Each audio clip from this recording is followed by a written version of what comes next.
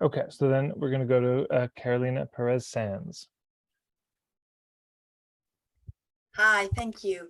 You're welcome. So I'm a team coach, and recently speaking with a prospect and then somebody else who works for a leader with a very dysfunctional team, both people told me, if you're a leader and you're willing to put your team through team coaching, you have to be very humble, because putting your team through team coaching may mean that you're a very bad leader. Of course, I don't believe that, but how can I create a messaging that shows you're not a bad leader because your team is dysfunctional?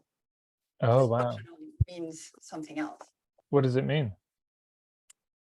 Well, in the approach I use, which is ORSC, organizational and relationship systems coaching, it means the system has some things, some issues that are not working, but those issues don't belong to individual people, they belong to the system. So the system has created those dysfunctions that can be healed or cured, but that doesn't mean that the leader is a bad leader, right? Beautiful, beautiful. What you just heard was an excellent point of view piece there. You know, because I'm asking this question like, well, I'm kind of, what the hell? Well, what does it mean if their team's terrible and they're the leader? How is it not them? And she had a great answer. So that's great point of view. Yeah. Um, the so many thoughts. So one is that it's a nice empathy piece. If I were a leader of some team and I read that in a sales, there's like, hey, just because you're like, just because your team is fucked up doesn't mean you are, you know, as a headline or something like that.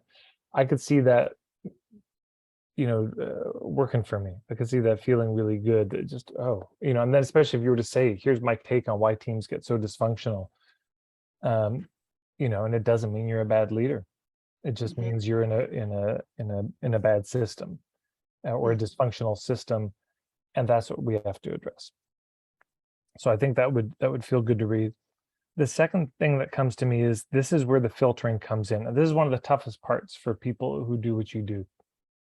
Is I would agree with the assertion that the leader needs to be humble, because okay, so it's the system, but now the system's going to have to change, but the leader might like the system as it is because that system may benefit them in certain ways. That's true.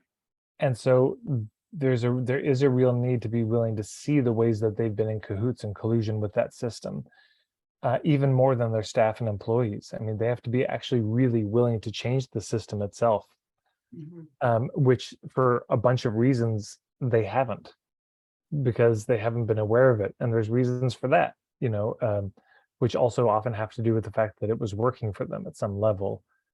So I just think that's the toughest thing. The toughest thing is not writing a piece that a leader would say, oh boy, I really feel seen. I mean, I think that's a doable thing. It's then filtering to say, are you really willing to do the work? This will ask a lot of you. You know, you can't bring a team together and say, yeah, let's be a team, and then create all this safe space. And then the team starts sharing honestly and they all get shut down or ignored, because that'll destroy it even worse. So I could just see that, the filtering, but also making sure it's like they understand, here's the process we're going to go through in terms of systems change. Here's where the team building event fits into that, but here's what's before, here's what's after. I remember hearing about one woman, she went through, there was a program called The Art of Leadership, this guy, Robert Gass, led. And one of the major parts of it was you got some 360 degree feedback. And he asked you to get at least 8 people who you knew and worked with to fill it out. And when you got it, it was a series of 1 through 10 statements, like Tad is good at listening, Tad is, you know, funny, Tad is whatever. And you would see not just what your average rating was, but you could also see like 2 people gave you a 6, 3 people gave you a 7, and all this. So you could see the spread of it. And you also had to rate yourself. And one of the things he pointed out is that most of the time people are actually too hard on themselves. Other people rate them higher than they rate themselves. But he had one experience where a woman from a nonprofit did this, got the feedback, and went back to her organization, called a meeting, locked the door, held it up, and was like, "Who the hell gave these answers?" Yeah, and gave them shit for their honest feedback. So, anyways, this is the kind of stuff that you have to deal with.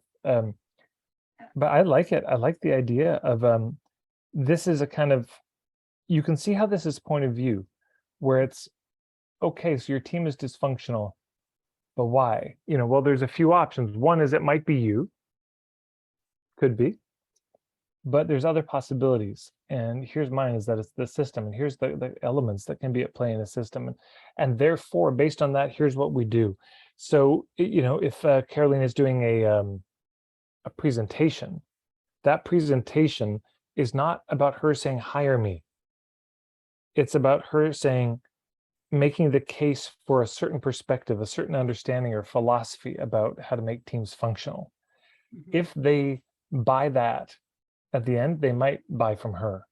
If they don't buy that, there's no chance. It doesn't matter how good the pitch is. Yeah. Anyways, I love it. That's my standard riff on. I love it. And are there any follow-up questions on that, or? No, that's great. Thank you so much. Well, you're welcome. It's wonderful.